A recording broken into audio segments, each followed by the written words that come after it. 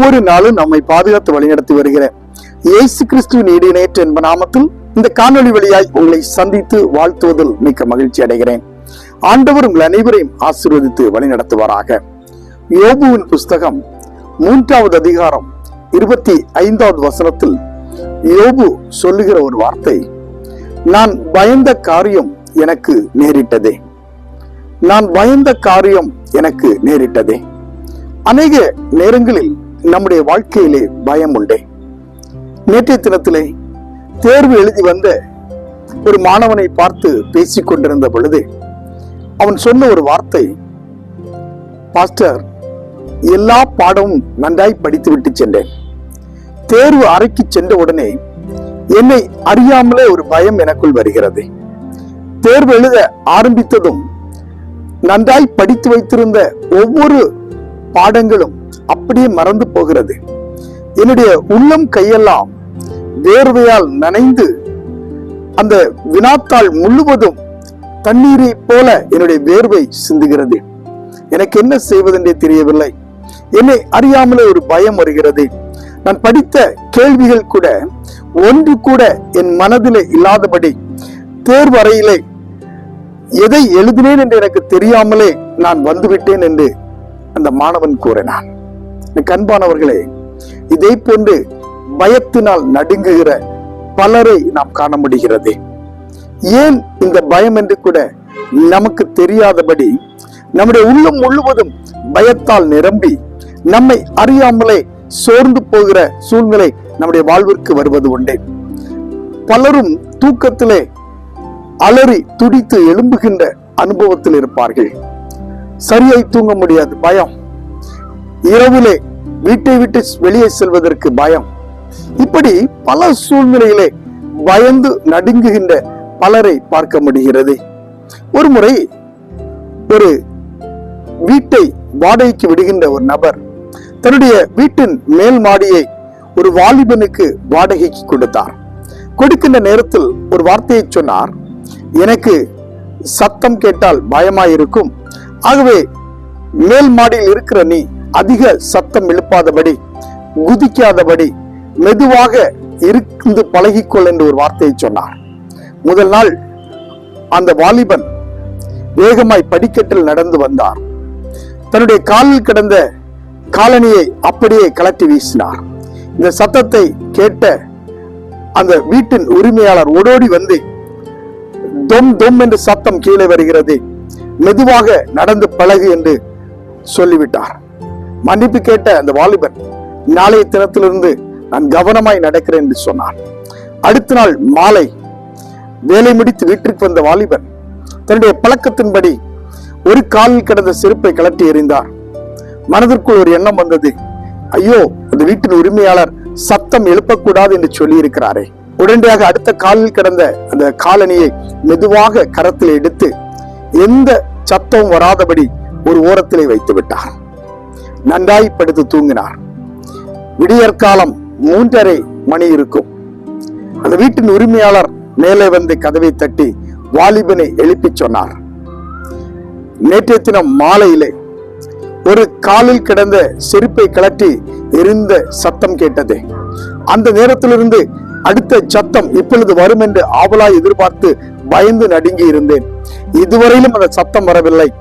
அடுத்த காலின் செருப்பை கலட்டி கீழே போடு, நான் நிம்மதியாய் தூங்க வேண்டும்.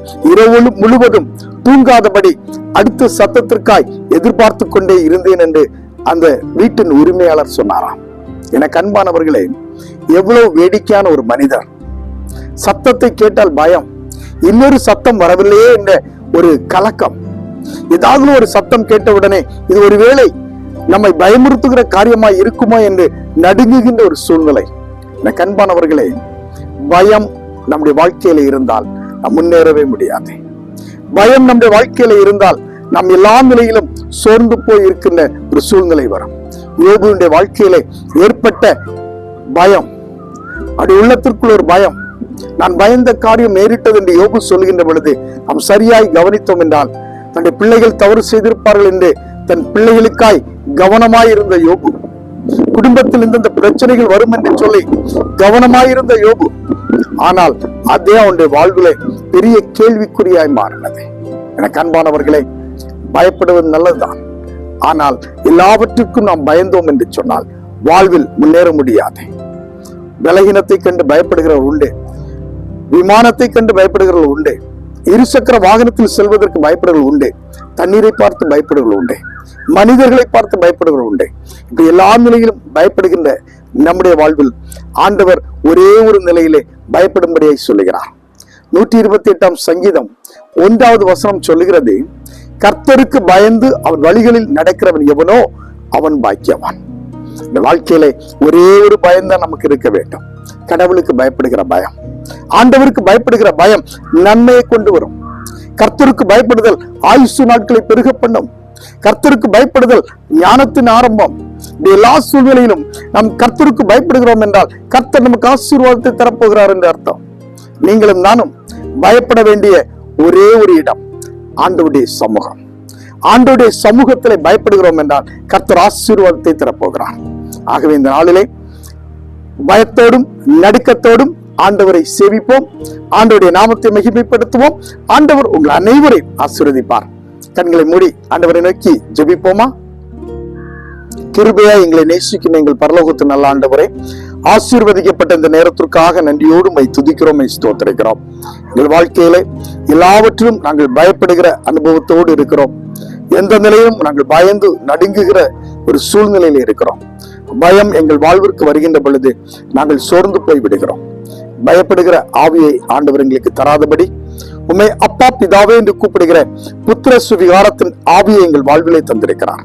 ஆகவே நாங்கள் எந்த நிலையிலும் பயப்படாதபடி, கலங்கி போகாதபடி, கர்த்தருக்குள் பலன் கொண்டு முன்னேறி செல்ல ஆண்டவர் எங்களுக்கு கிருபை செய்வீராக.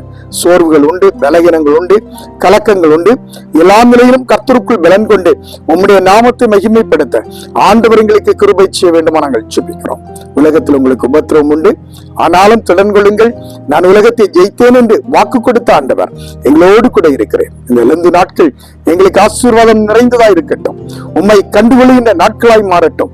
உமக்குள் பலம் கொள்கின்ற நாட்களாய் எங்களுடைய வாழ்க்கையின் பயம் மாறி ஆண்டவர் என்னோடு கூட இருக்கிறார் என்ற நம்பிக்கையில முன்னேறி செல்ல ஆண்டவர் கிருபை குறைவுகளை மாற்றும் நிறைவான ஆசீர்வாதத்தோடு உம்முடைய நாமத்தை நாங்கள் மகிமைப்படுத்த ஆண்டவர் கிருபை செய்வீராக. இயேசு கிறிஸ்துவின் வழியாய் வேண்டுகிறோம், ஜெபம் கேளும் நல்ல பிதாவே, ஆமென்.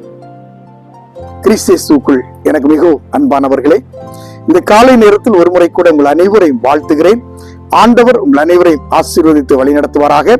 வாழ்க்கையில வருகின்ற எல்லா பயத்தையும் ஓரம் கட்டிவிட்டேன். பவுலடியாரை போல என்னை பலப்படுத்துகின்ற கிறிஸ்துவினாலே எல்லாவற்றையும் செய்ய எனக்கு பலன் உண்டு என்று சொன்ன நம்பிக்கையின் வார்த்தையிலே முன்னேறுவதற்கு ஆண்டவர் நம்மை அழைக்கிறார். உலகத்திலே நாங்கள் படுகின்ற பாடுகள் என்பது யாராலும் தாங்கிக் கொள்ள முடியாது என்று ஒருவேளை நீங்கள் நினைத்துக் கொள்ளலாம். ஆனால் நமக்காக ஆண்டவர் பாடுபட்டார், சிலுவையிலே அடிக்கப்பட்டார், நெருக்கப்பட்டார். நம்முடைய சாபங்கள் எல்லாவற்றையும் அவர் ஏற்றுக்கொண்டு அவர் சாபமாய் மாறினார். சாபமான சிலுவையிலே தொங்கினபடியால் நம்முடைய சாபத்தை அவர் ஏற்றுக்கொண்டே இருக்கிறார். அவருடைய தளம்புகளால் நாம் குணமாகிறோம். ஆகவே நம்முடைய பயங்கள் எல்லாம் மாறி தைரியத்தோடு கர்த்தருடைய சமூகத்தில் முன்னேற நம்மை ஒப்புக் கொடுப்போம். ஆண்டவருக்கு முன்பாக நாம் நடுங்கி பயந்து அவரை சேவித்து முன்னேறி செல்கின்ற பொழுது ஆண்டவர் நம்மை ஆசீர்வதிப்பார். மீண்டும் அடுத்த காணொளியில் உங்களை சந்திக்கிறேன். அதுவரையிலும் ஆண்டவருடைய வழிநடத்தல் பாதுகாவல் உங்கள் அனைவரோடும் கூட இருப்பதாக. ஆமென்.